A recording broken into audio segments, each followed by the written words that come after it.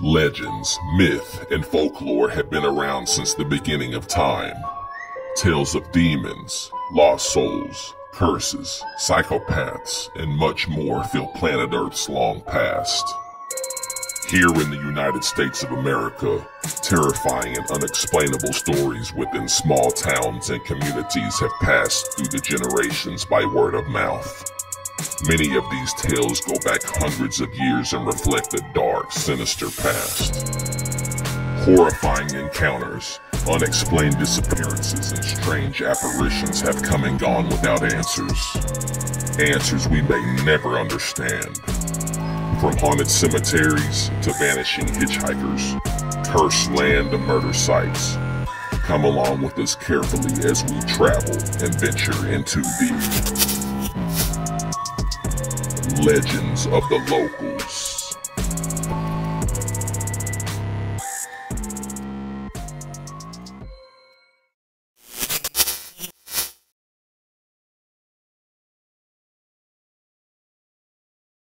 The CULBERSTON Mansion, an unexplainable dominion known to release the utmost horror, is located along the Ohio River in New Albany, Indiana. Built in 1867, this house, along with the carriage house directly behind, was originally the property of William Culbertson, who was once the richest man in Indiana. Since Culbertson's death in 1892, the second Empire-style mansion with 25 rooms and former carriage house has become known as a true poltergeist affair, with locals young and old partaking in story upon stories of the unexplained. In 1933, the house was sold to a Dr. Webb and his family. Dr. Webb began working out of the carriage house, continuing his medical profession and practices.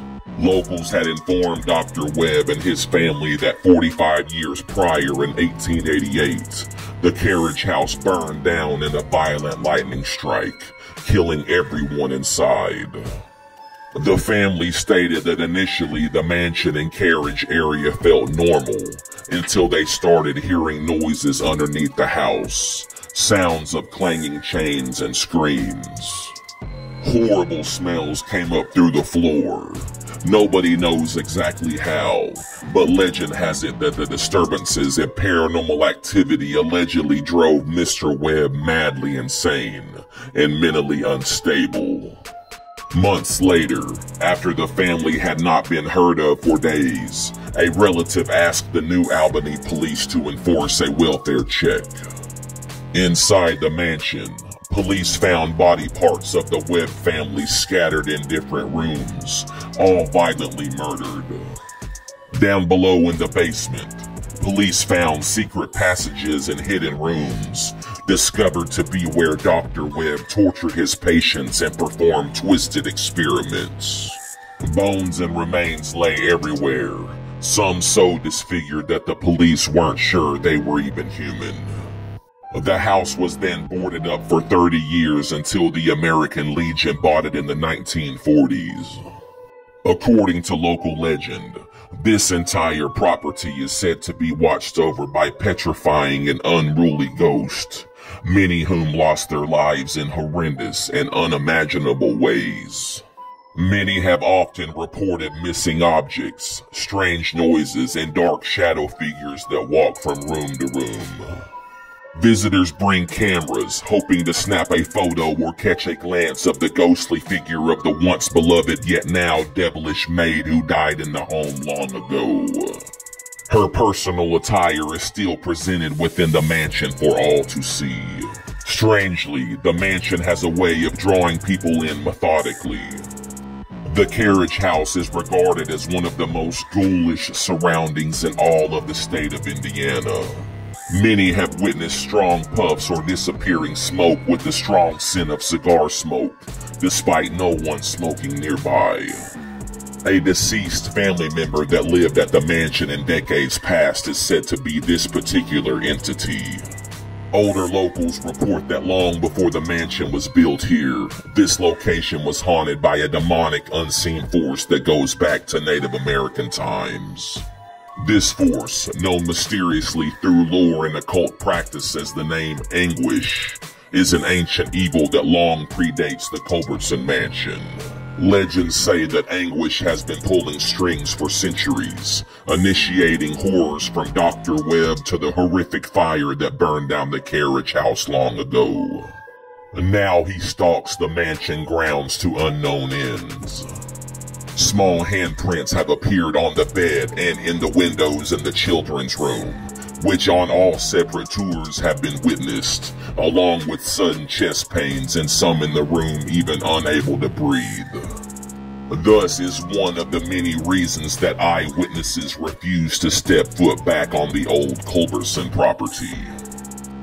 Could you endure a daringly reckless visit to the dark and demonic confines of the Culbertson Mansion?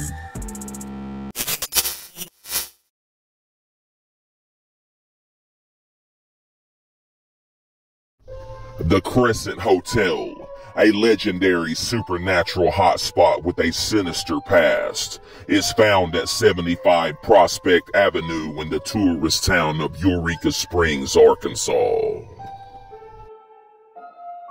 Built in 1886 as a resort for the rich and famous, the business lasted only 20 years until the property quickly fell into despair and troubled times into the early 1900s. In 1908, the structure reopened, now known this time as the Crescent College and Conservatory for Young Women. This institution closed down in 1924 and then opened again in 1930 as a junior college. After the college closed in 1934, the lonely Crescent was leased as a summer hotel. Little did anyone know just how dark and evil infested the location would soon blossom into. In 1937, the building received a new owner, Mr. Norman G. Baker, a quirky millionaire inventor and radio personality. Baker styled himself as a doctor, despite having had no medical training at all previously. In years prior, Baker and another man, medical swindler Harry Hoxie, began marketing nationwide a purported cure for cancer. After receiving legal trouble for practicing medicine without a license, Hoxie and Baker frequently shut down their clinics and reopened them in new locations. Come November of 1937, Norman Baker found a city in Eureka Springs down on its luck. Baker converted the hotel into a hospital and treated thousands of desperate patients with his injections, claiming far and wide to legitimately have a proven cure for cancer and other pain and addictions. According to reports, Baker accumulated hundreds of thousands of dollars which he kept in various safe deposits known only to him. Postal inspectors claimed that the hospital cleared about $500,000 his first year here. While money began rolling in, all of the patients soon realized that not only was their pain still around, it was now even worse. Dr. Baker claimed that this new pain was part of the process, swearing to each patient that new beginnings would come. Tragically, these new beginnings would mean death for all of his forbidden patients. Within 1 year, thousands walked in on their own 2 feet, but were carried out feet first after taking their last breaths. Deaths here were so numerous that the basement housed its own morgue, sharing space with the hotel's day spa. He would isolate the patients suffering in a wing known as the psychiatric ward. Many authorities and doctors tried to stop Baker, but he always managed to find a way to get away with it. A few years later, Norman Baker's fraudulent ways finally caught up to him.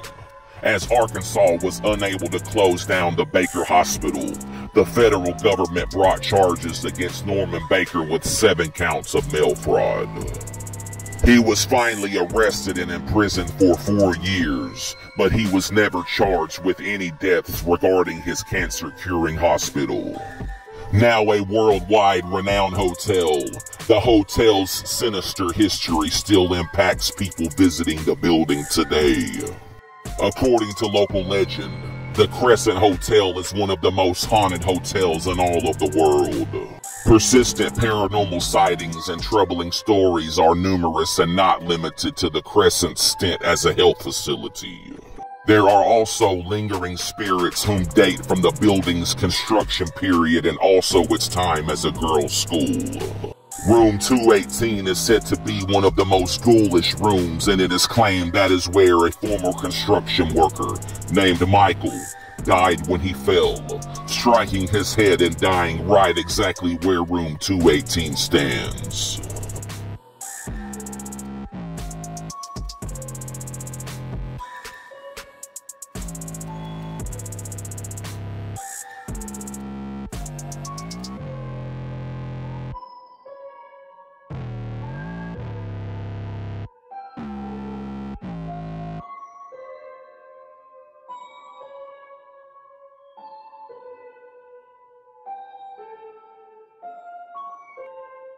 In addition, room 419 is said to be overseen by a female spirit, whom paranormal researchers and psychics call Theodora.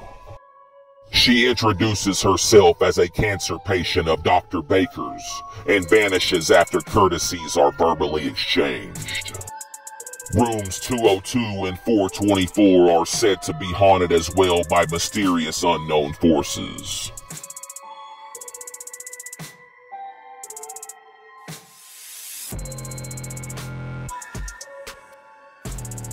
Staff also claimed that apparitions routinely walk the halls, especially nurses seen pushing people in wheelchairs in Dr. Baker's old morgue area. The gurneys are known to squeak and rattle down the halls of the hotel.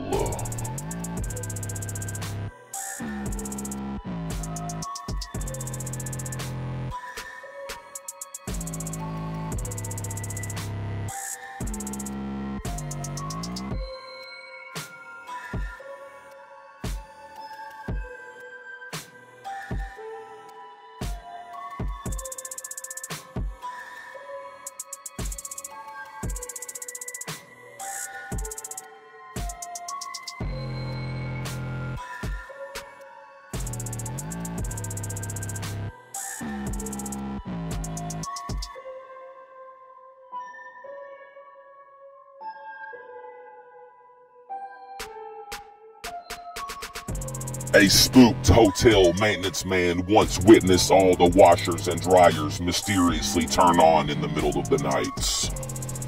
The laundry room is located next to Dr. Baker's old morgue, which still contains his autopsy table and walk-in freezer. Residual terrifying screams of the lost souls of dead patients of Baker's hospital are said to be heard during late hours of the night. Witnesses for some time have also told of witnessing the apparition of Dr. Baker, whom has been seen in the hotel lobby. He is described as a man in a purple shirt and white linen suit, matching photographs of the infamous swindling entrepreneur. In 2019, more than 400 glass bottles were unearthed behind the hotel. Bottles from Dr. Baker himself. Baker had buried rows of jars full of samples of tumors that had been removed from patients.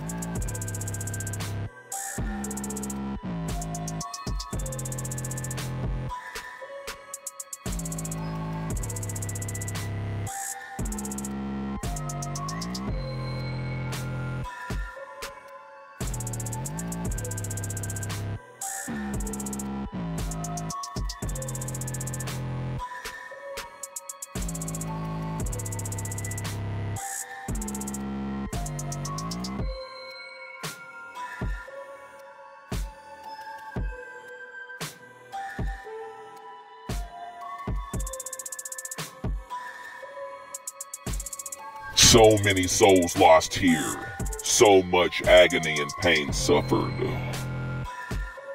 These moments of years past of evil mixed with the grip of death create a gateway for the supernatural to flourish. Could you survive a trip to the bone-chilling location that is Baker's insanely intense Crescent Hotel?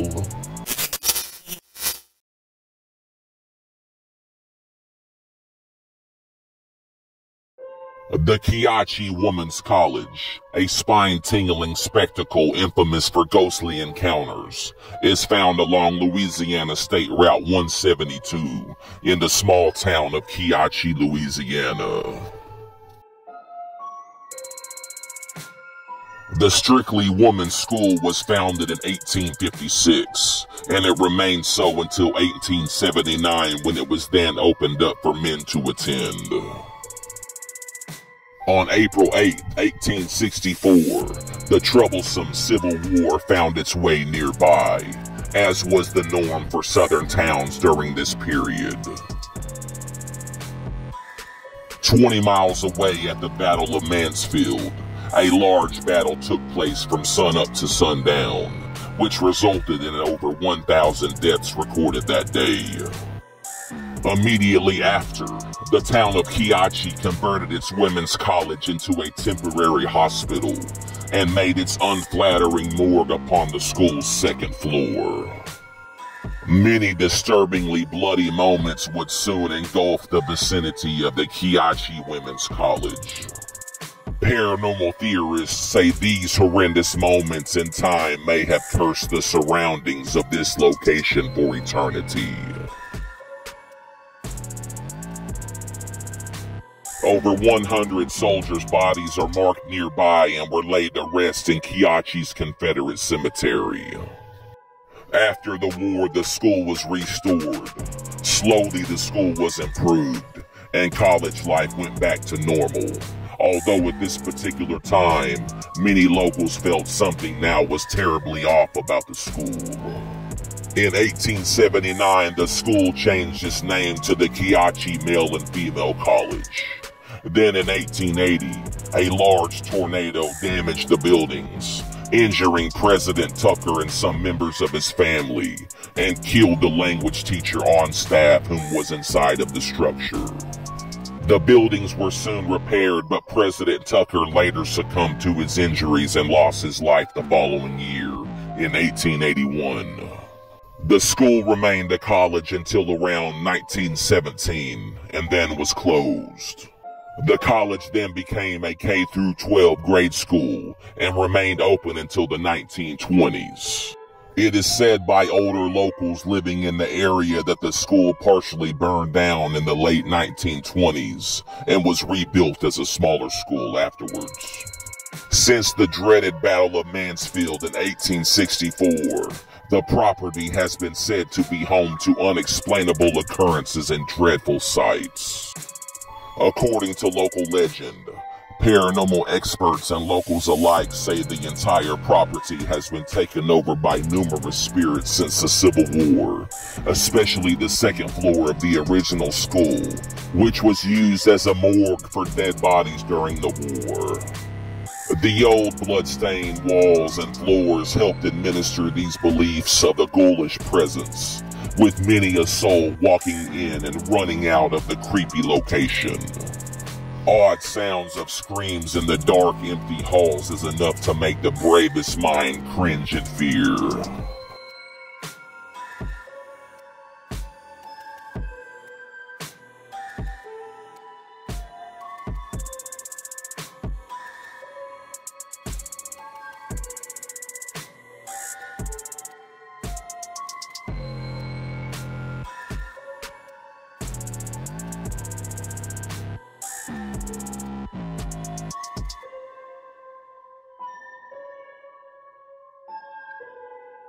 Would you have the courageous audacity to step 1 foot onto the obscurely shocking world that is the old Keachi Women's College?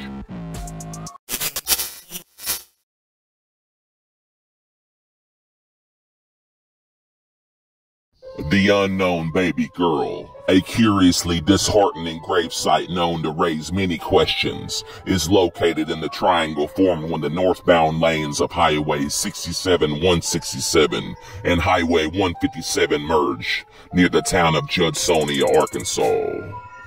Curious onlookers always notice this lone grave surrounded by a chain-link fence. The headstone's inscription is, "The unknown baby girl. In death she belongs to all of us."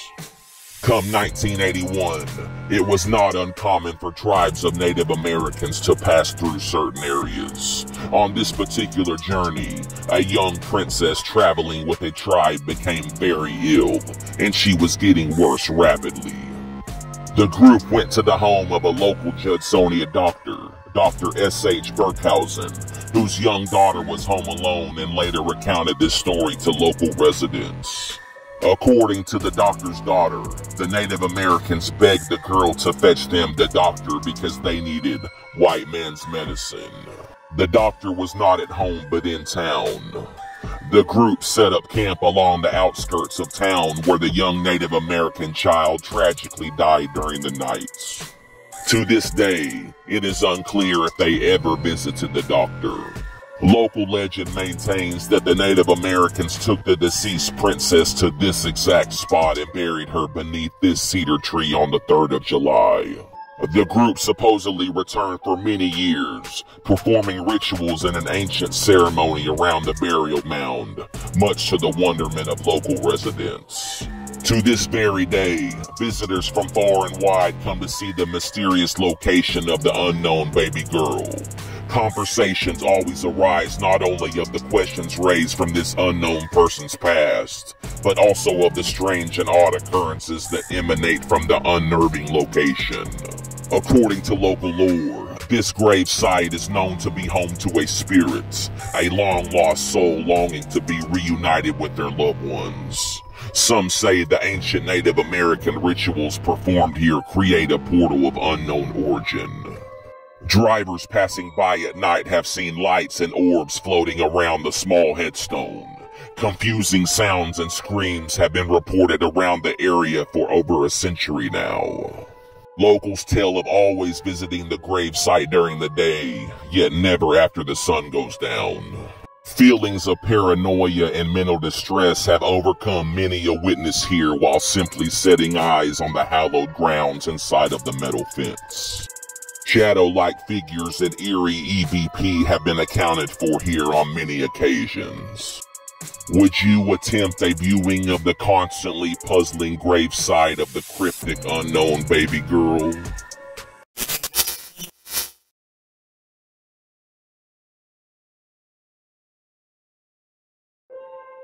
The Avenue Theater, a distinctly overwhelming property known for its strikingly ghoulish phenomena, is found at 307 Washington Avenue in the town of West Plains, Missouri. This site, built in a neo-Art Deco style, originally opened its doors in 1950 with the showing of just one film, entitled Fancy Pants, starring Lucille Ball and Bob Hope. The building originally had a seating capacity for 475 and orchestra and balcony levels. The structure would operate as a movie theater until 1986.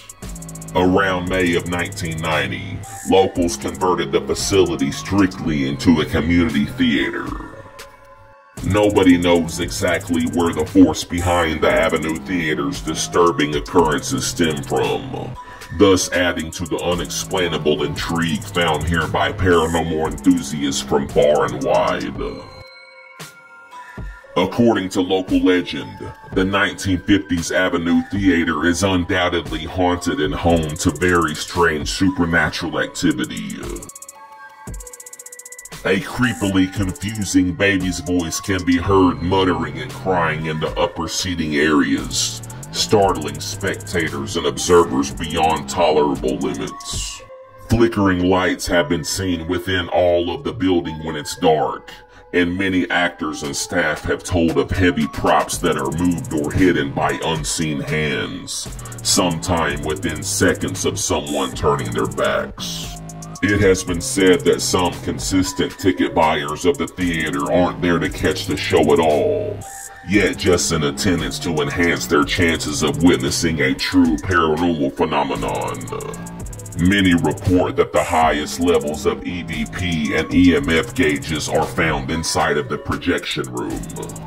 Astonished actors have spotted stage curtains moving when no one is around, startling many who have encountered this scene.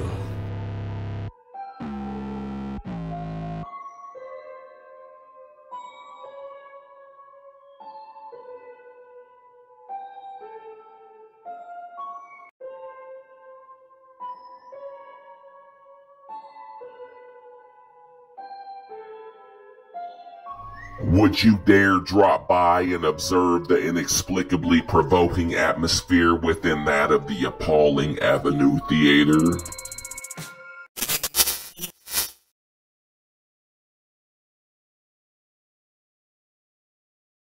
Ashmore Estates, a visibly mystifying structure known to stir up one's utmost fears, is located just west of the small town of Ashmore, Illinois. The building was built in 1916 as part of a bigger complex that was previously here and operated as the second almshouse on the property, part of the Coles County Poor Farm location, which opened in 1870. In the United States, poorhouses were most common during the 19th and early 20th centuries. They were often situated on the grounds of a poor farm on which able-bodied residents were required to work. Residents were expected to provide labor to the extent that their health would allow. As inmates sometimes died at the farm, the county maintained a small cemetery for their burials north of the grounds. Between 1870 to 1879, the farm recorded a total of 32 deaths among the estimated 250 inmates who had stayed on the property. Another spooky burial site, named the Coles County Poor Farm Cemetery, was established a few years later. To this day, it is visible south of Route 1, near the Ashmore Estates. It is believed to contain the graves of nearly 100 bodies. In the early 1900s, the location began accepting the mentally ill at the farm. One such analyzation of the conditions were written. There is no special provision for the insane. None are locked up or in restraint. In 1911, however, the Auxiliary Committee of the State Board of Charities condemned the almshouse for its unjust environment.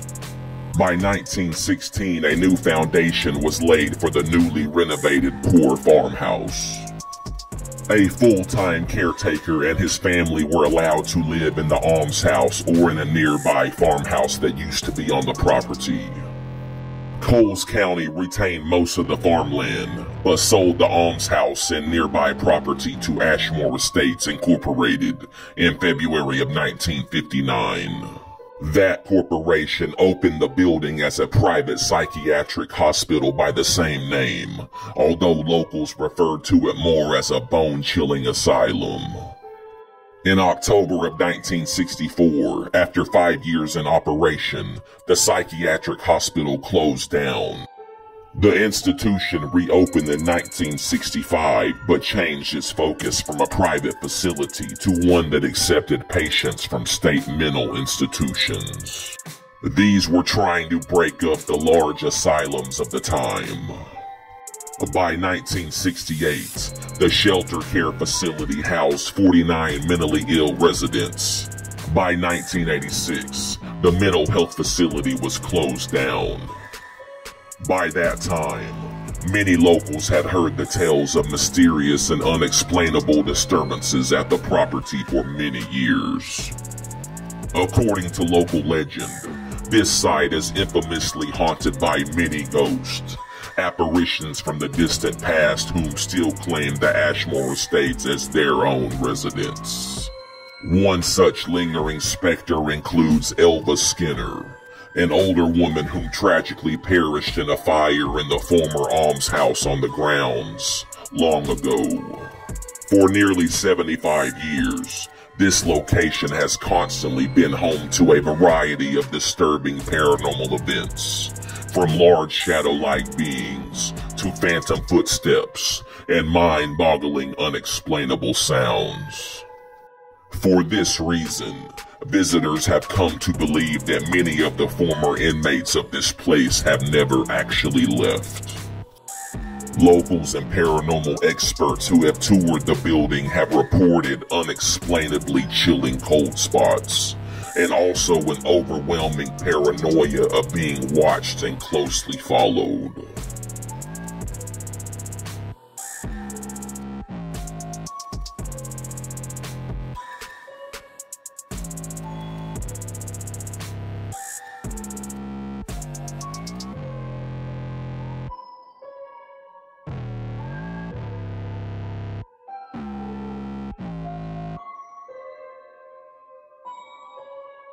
The disturbingly high levels of supernatural activity here have been described as inexplicably disorienting.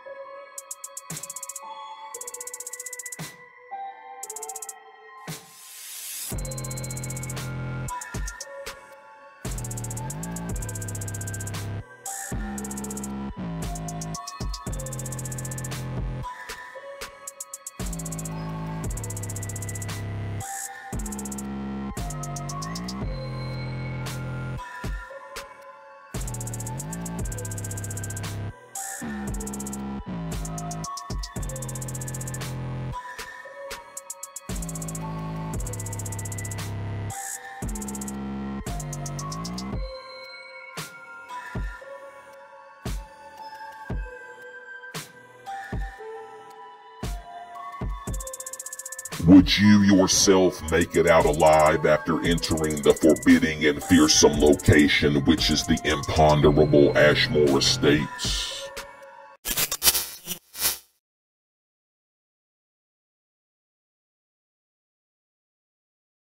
The Resthaven Memorial Gardens, a shockingly intimidating environment known to leave one's mind aghast, is located in the northwest part of the state, in the city of Clarksville, Tennessee.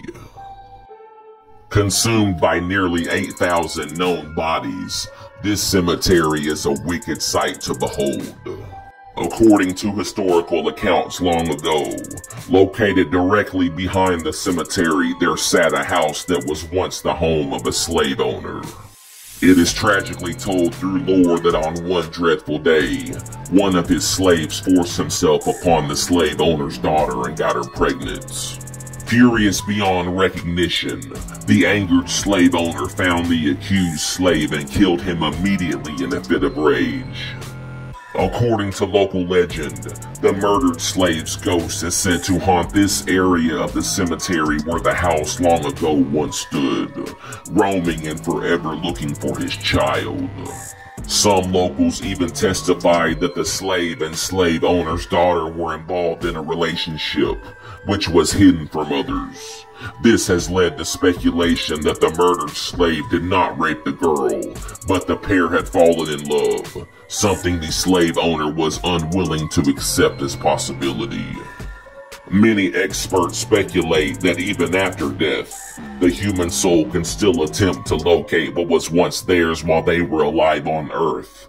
Thus is why many say that the ghost of the slave is known to roam and haunt this area forever. Visitors to the site have told of horror-struck moments, many vowing to never return to the grave site, whether day or night.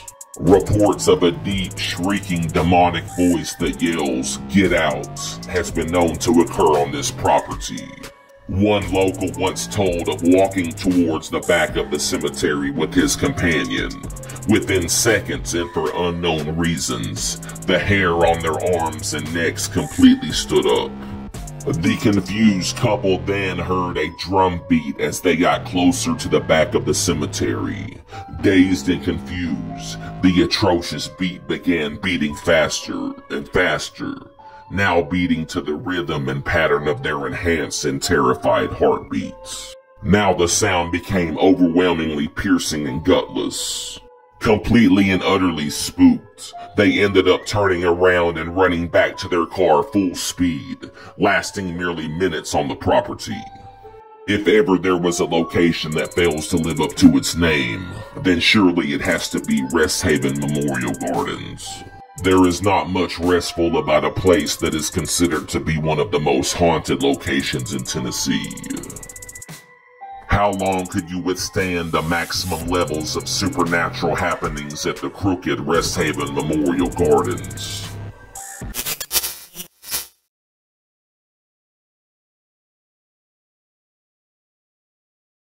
The Jefferson Barracks, a spookishly hyperactive military post known to still be under ghostly supervision, is located upon the Mississippi River in the town of LeMay, Missouri, just south of St. Louis. The land served as an active U.S. Army installation from 1826 through 1946. To this day, it is the oldest operating U.S. military installation west of the Mississippi River.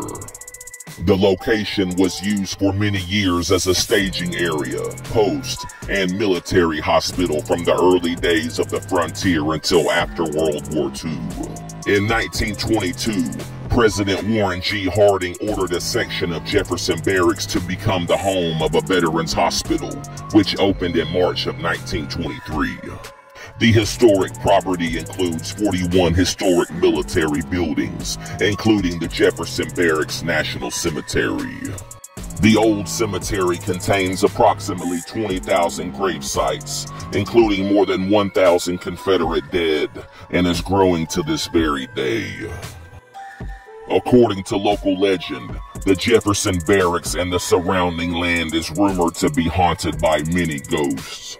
lost spirits from long ago whom are known to disperse outlandishly puzzling scenarios. Even during the years of the operation, the Veterans Hospital, the cemetery, and many other buildings became known for hosting a squad of ghosts. Building 1, built in 1900, is haunted by an older Confederate Civil War general seen at the post commander's office. The general's spirit has amazingly been spoken of and witnessed for over 100 years. His misty, shadowy ghost has also been seen sitting motionless at a desk on the second floor. In Building 25, lights have been known to come on by themselves, startling many with drastic terror. In Building 29, witnesses report footsteps, flushing toilets, and EVP audio of a voice shouting, "Dismissed." Buildings 28, the home of the 218th Engineer Squadron, and Building 37 are no different regarding strange occurrences, with many unlucky humans being mysteriously greeted by hair-raising and unexplainable moments.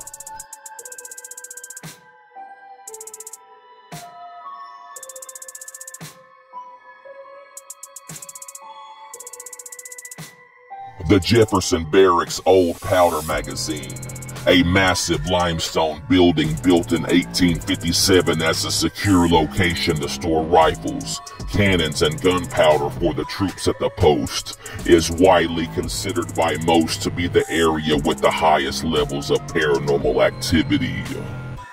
Thousands upon thousands of personal belongings and artifacts from long ago were kept here in the Old Powder Magazine, which is now a strikingly tense museum full of traumatic history. Many paranormal experts contribute the elevated supernatural moments here to the personal artifacts that souls from long ago are still attached to, even after death. Haunting reports of the ghosts here at the Powder Magazine have their beginnings around the start of World War II. In the dark days at the start of the war, sentries were soldiers posted all around the fort to protect it from invasion. One of the most important guard positions within the entire Jefferson Barracks was the Powder Magazine, which held all the ammunition. Armed sentries were often seen patrolling around the building or walking across the top of the stone wall that surrounded the magazine. Several of the soldiers who stood guard here reported seeing a ghostly sentry who would occasionally appear and challenge the confused guard who was standing his post. The baffling, threatening spirit was said to have a large bullet hole in his head, running red with blood, and was said to be so frightening that several guards allegedly threw down their guns and deserted their posts after encountering him.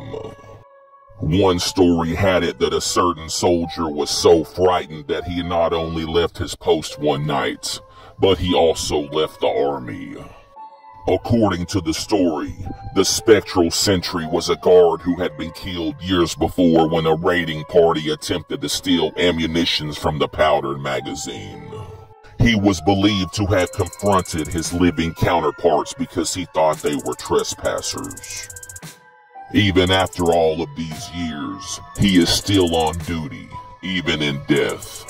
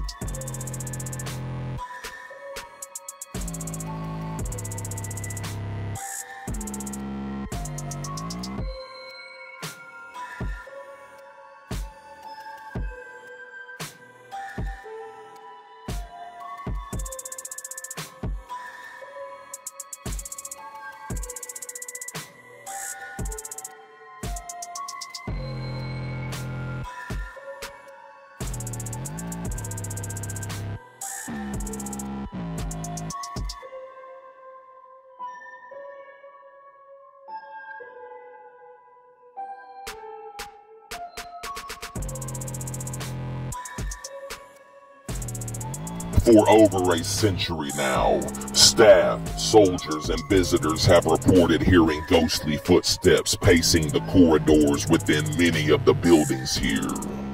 Within Building 51, one demoralized witness once eerily spotted a large apparition approximately 8 foot tall in the width covering the double doors. The startled man later said to others that the spirit's appearance was wavy like heat rising on asphalt. Standing frozen in shock, the manifestation began coming closer to where he was sitting. He felt paralyzed and unable to call out for help. He then covered his face and began praying for help and protection, not knowing what else to do.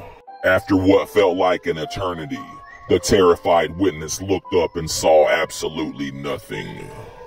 Quite shaken up, he was unable to comprehend what he had just witnessed. To this very day, the man swears what he encountered was life-altering. Would you find yourself to be a frightened bystander within the complex and shadowy realm of the Jefferson Barracks?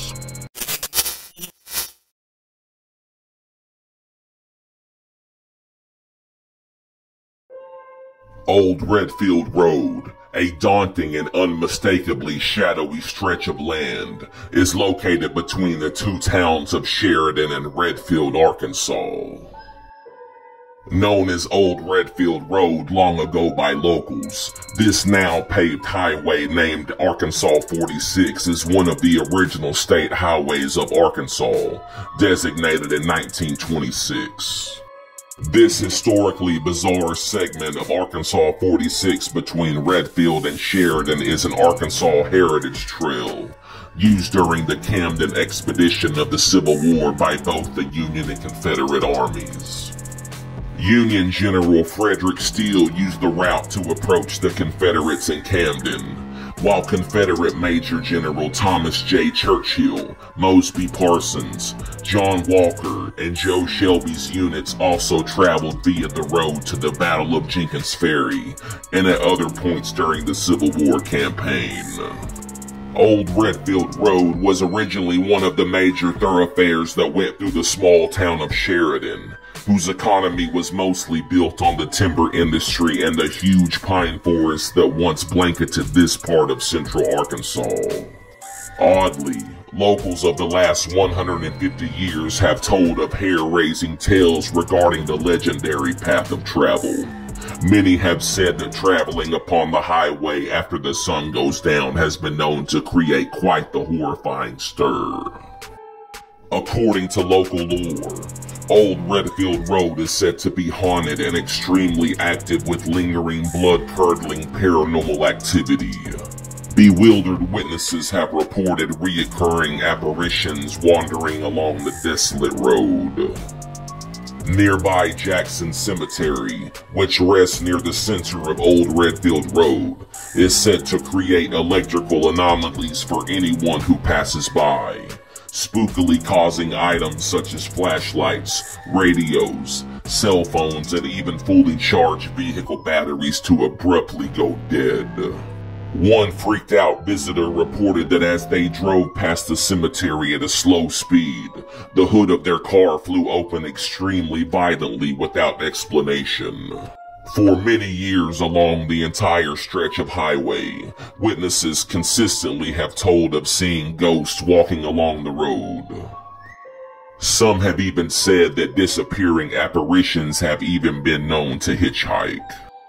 Locals and paranormal experts both warn that for obvious safety reasons, never pick up a stranger while driving along Old Redfield Road.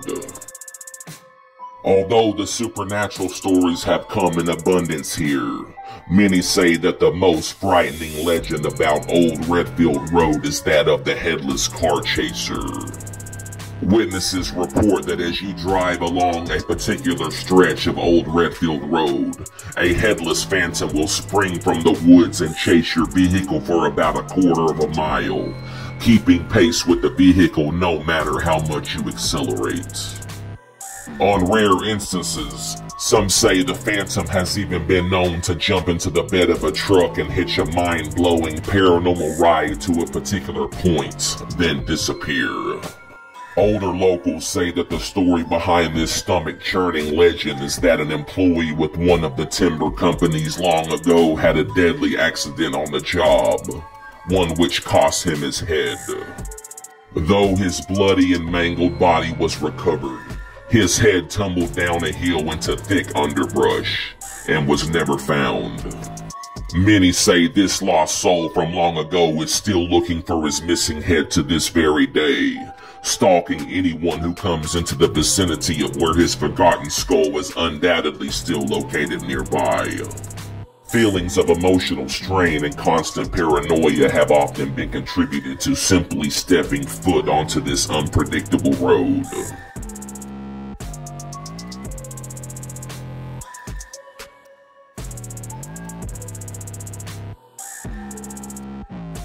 Would you yourself journey onto the deathly, incomprehensible strip of territory that is the ghastly old Redfield Road?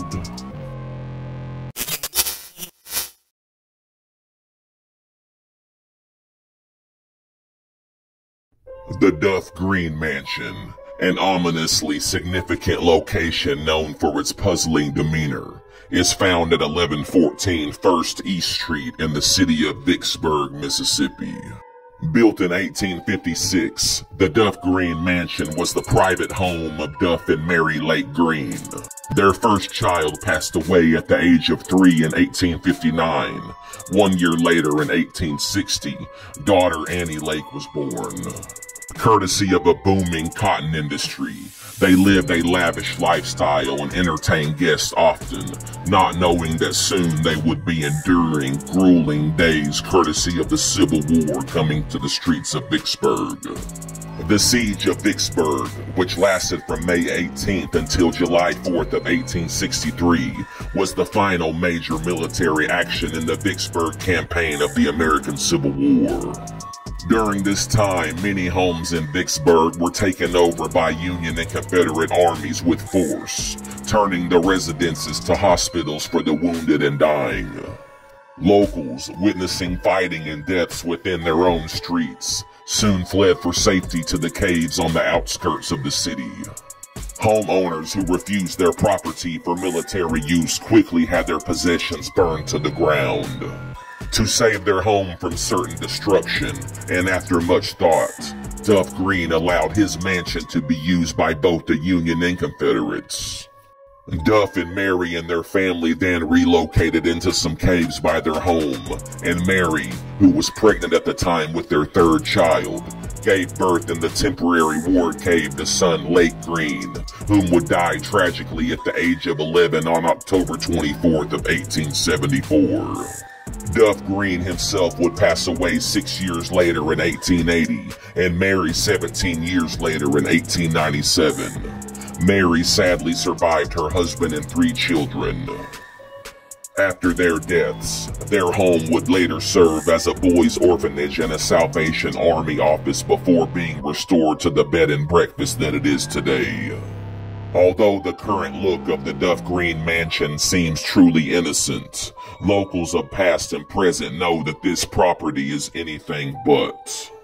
According to local legend, the property is administered with fear by numerous ghosts, from the original mistress to many soldiers who lost life and limb within its walls. An often reported sighting is of an ill-fated Confederate soldier from long ago, missing a leg, sitting in front of the fireplace.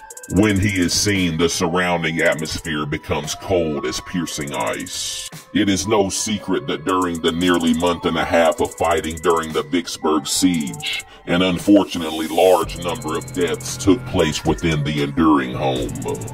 One of the surviving ceiling beams shows where a cannonball struck the mansion before its occupants surrendered and turned it into a hospital. Hundreds of surgeries were performed on the ground floor. Many paranormal experts agree that these war statistics contribute heavily to the amount of paranormal activity at the Duff Green Mansion. One of the most tense and alarming rooms on location is the Dixie Room, the former kitchen turned operating room. Here on this floor is where permanent bloodstains remain from disturbing times of the past. The ghost of Annie Green, the daughter of Duff and Mary Lake Green, whom died of yellow fever, has also been profoundly seen and heard in the home, as is Mary herself.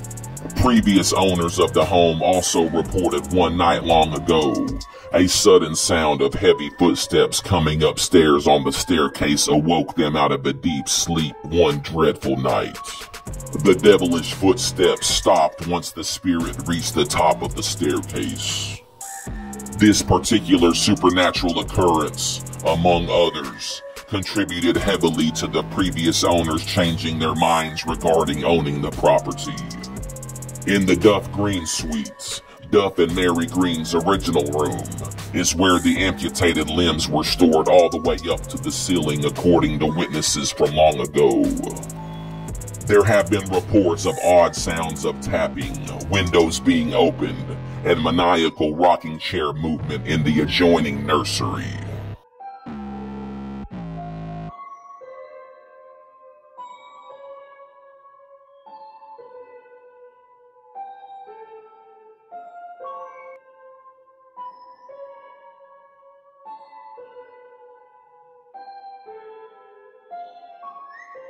Are you courageous enough to behold the unbearable manifestations controlling the backdrop of the hair-raising Duff Green mansion?